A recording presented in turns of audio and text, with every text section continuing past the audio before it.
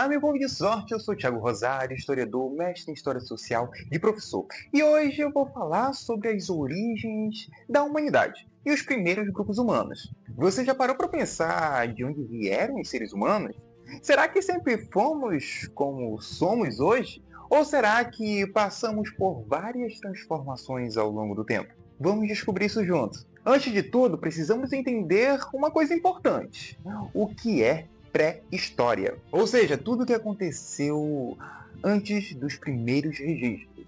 Isso não significa que não havia história antes dos escritos. Os seres humanos já viviam, criavam, se organizavam, só não registravam por escrito. Então, didaticamente, dividimos a antiguidade assim: a pré-história, dividida em dois períodos, o Paleolítico e o Neolítico, e o restante da Idade Antiga, que é a partir da criação da escrita, até o início da Idade Média. Mas a gente vai construindo esse conhecimento junto. Não se preocupem nesse momento com isso, tá? Vamos agora para uma pergunta clássica, né?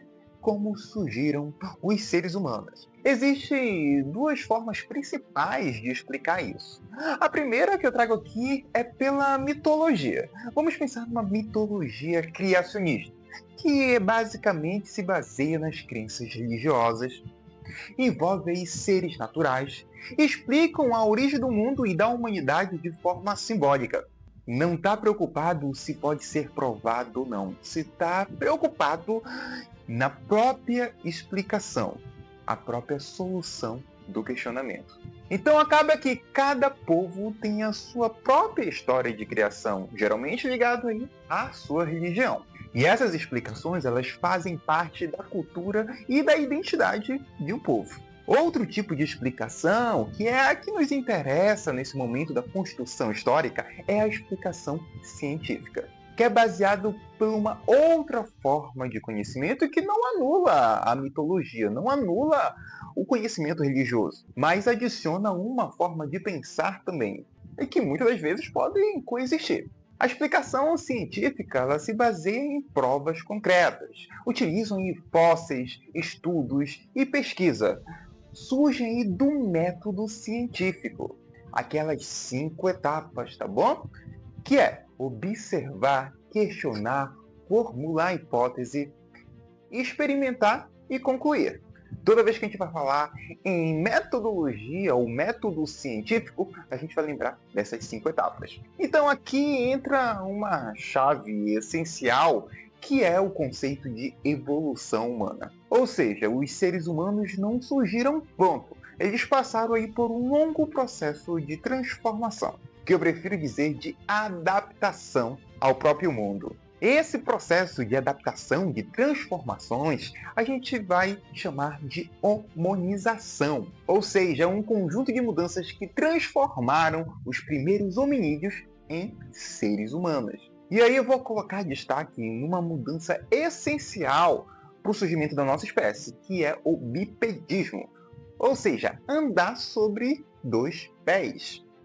Parece simples, né? Mas aí foi uma revolução na história da humanidade. As consequências do bipedismo vão do aumento do campo de visão, mais mobilidade, mãos livres para trabalhar e fazer outras atividades enquanto os pés estão sendo usados para locomoção, o desenvolvimento de ferramentas, já que a gente começa a ter uma coordenação motora mais fina, o aumento da caixa craniana e o surgimento da linguagem oral, da comunicação. O corpo, ele vai mudar e o cérebro também. Agora vamos para o primeiro grande período da história da humanidade, que é o período paleolítico da pré-história. O período paleolítico pode também ser chamado de Idade da Pedra Lascada. Mas por que pedra lascada? Porque o principal instrumento, a principal forma de produzir instrumento, da técnica, é de lascar a pedra até ela ficar no formato que se deseja. Por isso, pedra lascada. Claro que as ferramentas não vão ser muito complexas nesse período. Vão ser ferramentas simples e vão ser usados também outros materiais além da pedra, como ossos, madeiras, enfim. Outra atividade desse período que é marcante é a caça e a coleta, para conseguir, alimentos. A vida nômade também era uma regra, tá? Eles não tinham uma moradia fixa. Mas por que de não ter uma moradia fixa?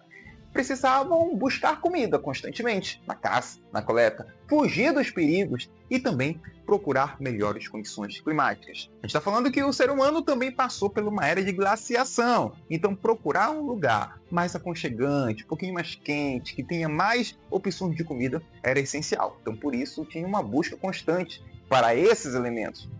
E a consequência disso é o povoamento do mundo. Os grupos humanos foram se espalhando pelo planeta. E se lembra lá que eu falei do processo de evolução, que eu prefiro dizer adaptação? Cada lugar do planeta tem características diferentes, características geográficas, biomas, climas, tipo de alimentação. E claro, o corpo do homem foi mudando também em cada um desses ambientes. Por isso que a gente tem uma diversidade enorme de corpos humanos. Outro ponto essencial foi a descoberta e o domínio do fogo. Isso aí foi uma divisão de águas nas tecnologias humanas, tá? Ele serviu para cozinhar alimentos, fazendo aí durar mais tempo sem apodrecer, ou, se tiver já apodrecendo, poder comer sem correr o risco aí de pegar uma infecção intestinal, que na época aí era quase que sinônimo de morte, tá? Então, preparar a comida através do fogo, através do cozimento, poderia salvar vidas, porque matava aí bactérias, vírus que tivesse presente nesse alimento. Afastar também os animais, ajudou na iluminação no período noturno, no aquecimento nos períodos frios. O fogo aí vai mudar completamente a vida da humanidade. Outro ponto interessante para a gente falar aqui são as expressões artísticas. A arte que a gente vai chamar de rupestre, que era principalmente pintura nas cavernas, que registravam o cotidiano, representando aí animais, caças e um pouco do dia a dia, as coisas que eram feitas por esses povos. E isso mostra que eles tinham criatividade, tinham cultura e tinham também formas de comunicação. Então, bora lá para aquele resumo.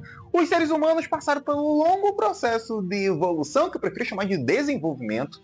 Desenvolveram aí habilidades físicas e mentais ao longo do tempo. No período paleolítico, principalmente, criaram aí ferramentas, dominaram o fogo e produziram arte. E começaram a ocupar vários cantos do planeta. Ou seja, nós somos resultados de milhares de anos de transformações. Então, estudar a pré-história é entender como o ser humano nasceu e ele não nasceu pronto, tá bom? Ele foi se construindo ao longo do tempo.